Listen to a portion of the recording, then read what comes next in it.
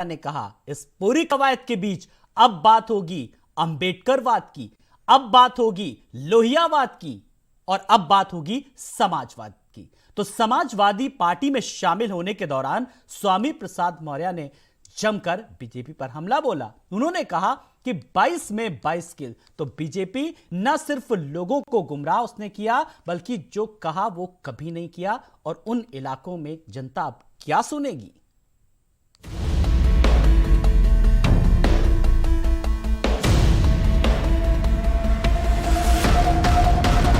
BJP को छोड़कर Samajwadi party का दामन थामने वाले स्वामी प्रसाद मौर्य ने जैसा ऐलान किया था, ठीक वैसे ही बीजेपी के लिए मुश्किलें खड़ी कर दी हैं।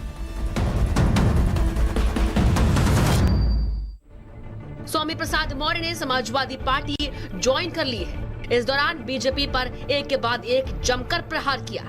मौर्य ने कहा कि बीजेपी के अंत का इतिहास अब लिखा जाएगा। 22 में बीजेपी का सफाया तय है, क्योंकि इन लोगों ने कभी किसी की बात नहीं सुनी।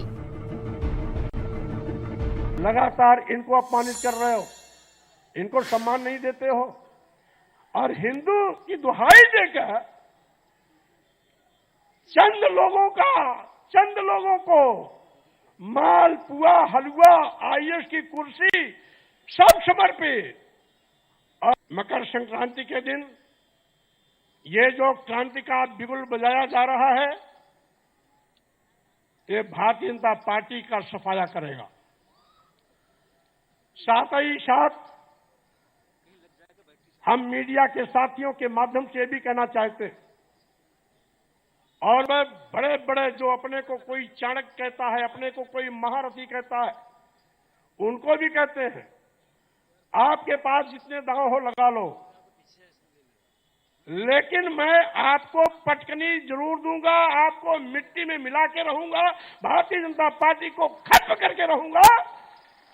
क्योंकि अब उत्तर प्रदेश को आपके शोषण से मुक्त कराने का वक्त आ गया है।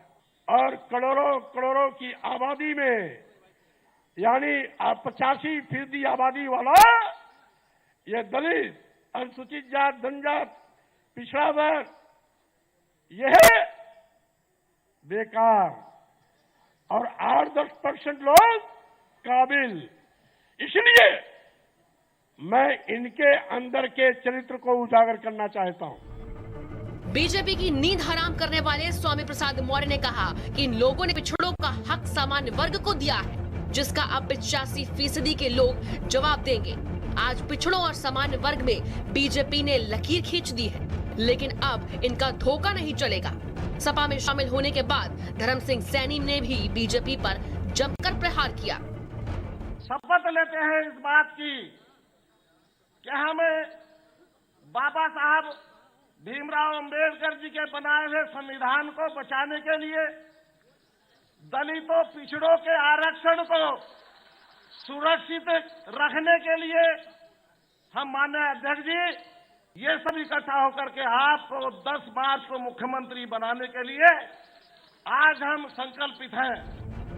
बहरहाल अब समाजवादी पार्टी का कुनबा बढ़ गया है।